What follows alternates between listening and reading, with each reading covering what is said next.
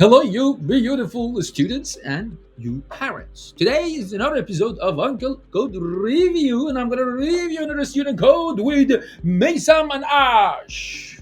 Hello. Hello, Hello. Hello. everybody. How are you? Hi. I'm very good. I'm Good. very good.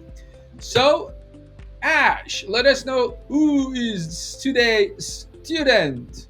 Yes, I'm also very excited because I like it every time we have girl coder Oh, in the Yeah. house. Yes. fantastic. Nice. Okay. So today we're going to be reviewing the code written by Julie. She's 11 years old and she's joined us in 2019. Perfect. Hello, Julie, 11 years old, joined Kidocode 2019. So we're going to go through looking to your code, and then that's really interesting, very interesting. 2019 and now 11 years old. Let's see what she has done. I'm going to share my screen. So, yes, the screen is here. Okay, now look at the code. I'm going to run it first. Anything, Mason, you have to add here before I run it? Yeah, it's a very famous code we are doing in the math part. The drawing the polygons that you're going slowly by slowly and telling make it bigger and bigger and bigger to come to the circle actually at the end. It's very interesting, very interesting. So let me run the code because I can see some nice function here. Let me run the code first. Okay. So we do have three polygons here. Maybe I can make it a little bit smaller than.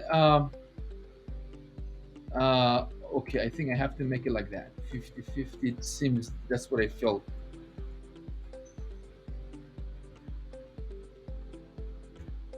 Okay, now we can see it in a better way. Perfect. So let's zoom in the code a little bit, so you can see it in a better way, I guess. And maybe I can do more backward to start from here. Now I'm just zoom. Oh, it's too much. Okay, 250. Okay, that would be good. So let's start from the first line. Let's see what you've done, dear Julie. Turtle, and the turtle name is Tom. Great. And then the width is 5, blue, and the speed 50. So you just wanted to come back a little bit to 250 backward to start from the left. So that's okay, no problem. And then you have a nice function. That's beautiful. This is always how I ask everyone to do that. Create one function polygon and save your time and my time and everybody's time in this planet Earth and environment.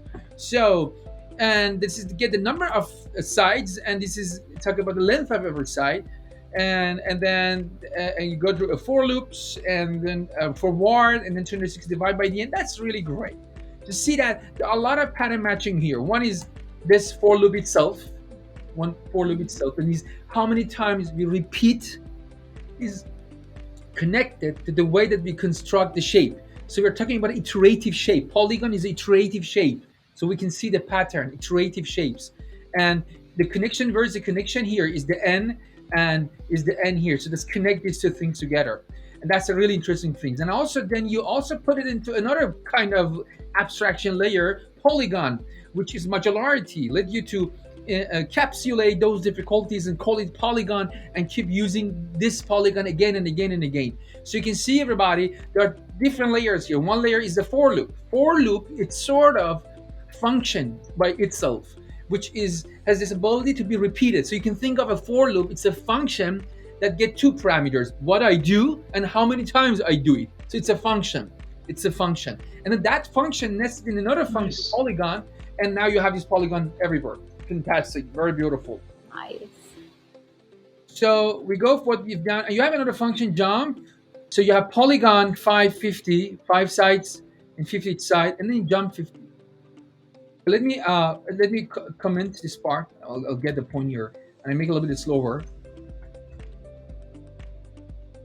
Okay. Let's not jump. Okay, got it.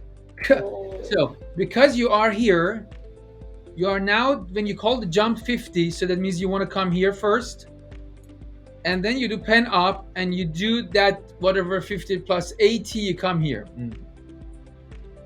Okay, let's think a little bit mathematically, a better way. What if I bring this simply forward down here? Okay, so what will happen is uh, same thing should happen probably, because you don't need to color this part again because already you draw this part. If we're gonna do that, so it's gonna work, right? And then so you have two forwards, so that means 2 times d plus 80. If I want to follow whatever you had in your mind, so it should work like that again. I So have another suggestion as well. yeah, yeah. What yes. if you make the for loop n plus 1? So it will automatically come into the edge, to the other edge of the polygon. The polygon, the other edge of, yes, that one is possible. That one, that means you can come up with, you can, the only thing about it is we are doing some changes in the concept of the polygon. Yeah, true. What I mean, we're changing the polygon to reach to another goal, but that's possible. That means we can do that. And here, what I don't know why you choose 80. Maybe question ask you, or I don't know what was that. So what I do is this: let's not bring this complexity into the jump function. Let's say d, just d, and then here think about it. Here you think about it. So 2 times 50 plus 80. I know for any reason you want 80, so just 80. Okay, this is again better because now you have a bit more general or generalized version of the jump. This jump can be used in any function, any application. This polygon can be used in any application, not only here. So you can copy paste for other projects. So that's a very good thing, to decouple complexities and build a little bit more reusability, actually, function that can be used everywhere. And then if we're gonna go for the rest, so I guess same thing. I guess same thing. And I suggest that, well, why not you also put this in another loop, huh? Another kind of loop. Like for example, let's say p in. I want to say 5 and 6 and 8, and then do this. You put 4.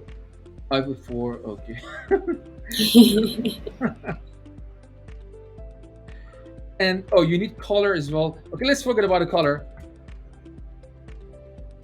because you can put the colors and tuple them and then use it. Okay, so Cool. then you can create a tuple of the colors. So the first one was green. We did this before, but we do it again. And that the second was red. Am I right? What? Yes, it's red. And this one is going to be brown. Brown. Brownie. Okay, so then we're gonna have the P for the polygon, and then the color C. So then we're gonna go for, Nice. so then some. Here it should be comma, not dot. There you go. Nice. Okay, so then you have this kind of ability to put everything in a loop, because since you're very good into loop and iterating and repeating. So I think that's the best way to do that. And yeah, I think pretty much that's all. Very beautiful, Julie. Yes. And Misam also mentioned before we start the recording. You know what? There's a very interesting programming language for numerical analysis and mathematical approaches, which is Julia.